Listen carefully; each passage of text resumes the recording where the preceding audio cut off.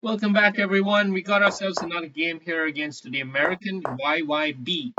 YYB. He's playing triangle variation semi-slab with the early F5, and we're just gonna crack a toonie and GG this game, aren't we? Right? Because we played that opening a bit too quickly, and now White has a commanding edge. This is a perfect way to play this line, in case you're wondering for White. It's exactly this move here that makes a whole world of difference. Uh,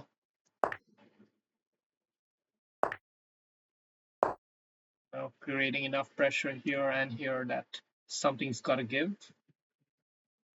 And if he manages by some stroke of luck to survive, we still have the knight zinger to deal the final blow in the coffin.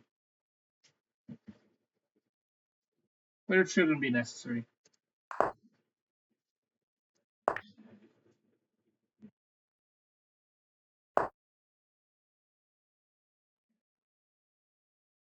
Now we can choose how to handle this. I guess it's good to take the bishop off on a board like this. That bishop would look pretty decent. And this is definitely a thematic move for black. So the knight is coming in to just guard against that slightly. And I'm also going to follow it up with bishop here and here, possibly, which I can still threaten to play because I can capture here and then play it. Plus, we've got the bishop intermezzo attack against me, so I've got to think a little bit now. Also, knight hopping in here is on the cards. Many options at this point in the position.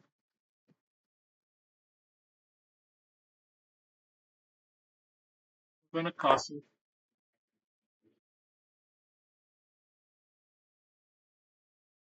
Looks a bit risky, I admit. Maybe it is.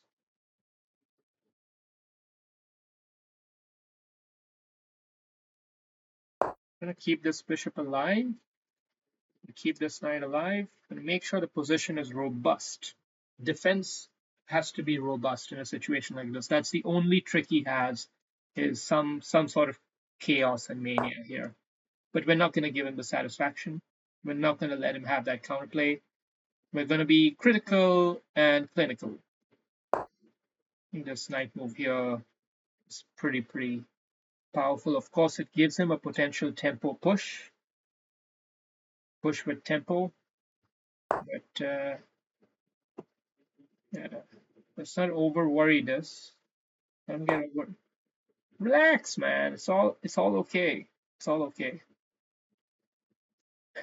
Kick away the annoying knight. Whenever you have a piece in your territory, you want to kick them away quickly. Don't let them linger around forever.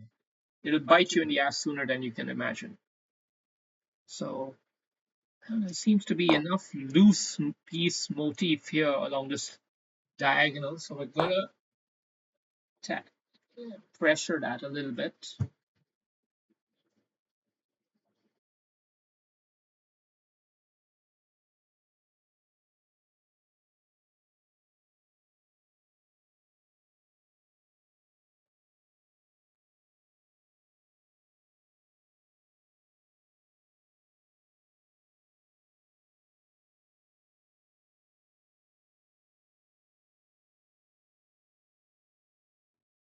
We'll find a good move here.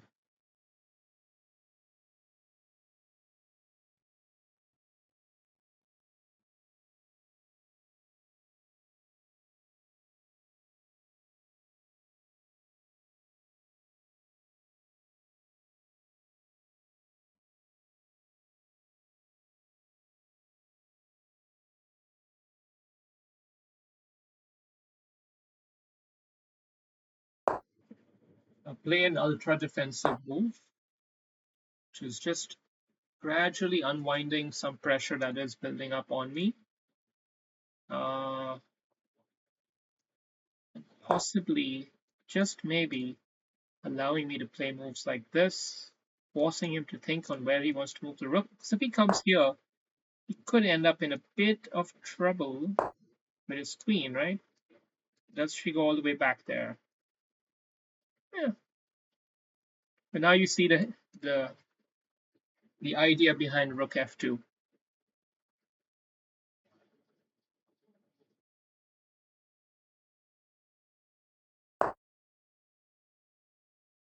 Hmm.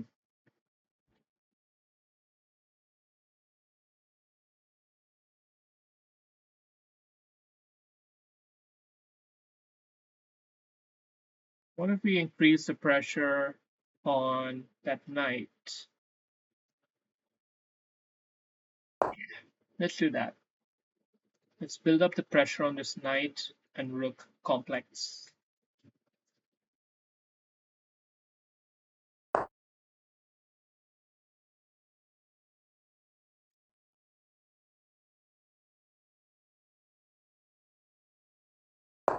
Continue to pressure and pressure two pieces at the same time.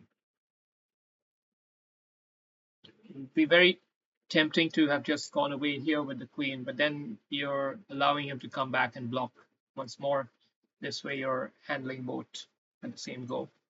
So the pressure has built up on our opponent here, and now it's very likely that he's going to go for some kind of risky counterplay ideas, try to dislodge the whole game. But we're not going to be too worried about that. And we might even have the Zinger Schmalinger here that pretty much seals the game, winning the final extra piece, and yeah, queen coming back into the action. So it's all she wrote. Yeah, bishop coming in here is just a tad too slow, I think. A tad too slow. Uh, hmm. Anyway, get out of the firing line.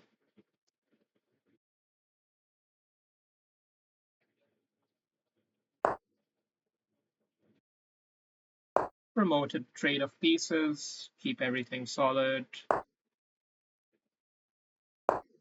Rebuff the center.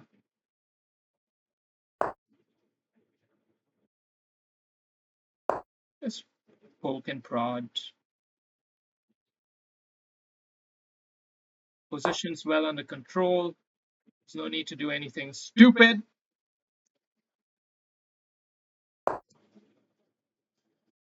And just as I say that, nah, it's fine. Okay, we're gonna allow potentially a rook trade. Let's not get too eager for it either. Let's go here, creating some lateral angles. Okay, it's just about holding on to stuff. This big center pressure just about works as well. Enough pieces handling it. 38 seconds left versus a minute 15, so the clock is ticking, proverbially, and we're going to have to keep that in mind as we navigate the rest of this game here. I'm going to try to create some pressure on him in different angles. Don't give him... Okay, let's do this move. I think this is pretty good. Keeping enough support here. Got to thumb for a timely push at the right moment. But when is that moment? When is that moment going to be? It's hard to say. Hard to say at this point. We do need to pressure on with these pieces. He's going to continue keeping the knight in the game. We know that. But it looks like it's only a matter of time as long as you play sensibly.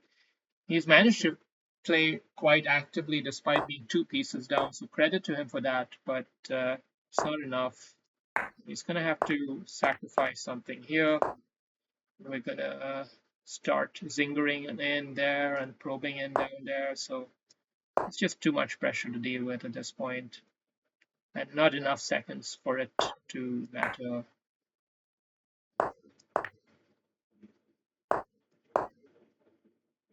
Just make sure you handle the diagonal above all else.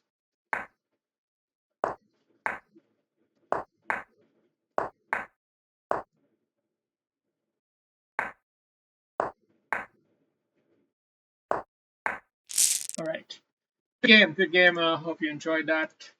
Uh, Many players, you may not have the cool under pressure to deliver the final blows. And because of that, you need to always, chess is a painful game. It takes years and years of practice to be able to convert winning positions all the way down to the wire. There are so many countless games which I have had to suffer the frustration of knowing that I had a winning position, but because my opponent was resilient, because he hung in there and made it difficult for me to convert, I eventually slipped up and he was able to punish me for it. That happens a lot in chess, and you've got to accept that's something you have to counter. You know, it won't be all rosy. The chess road is a road of a lot of pain and suffering. But that's all part of the journey of life. All right, good game. Hope you all enjoyed. Thank you. Catch you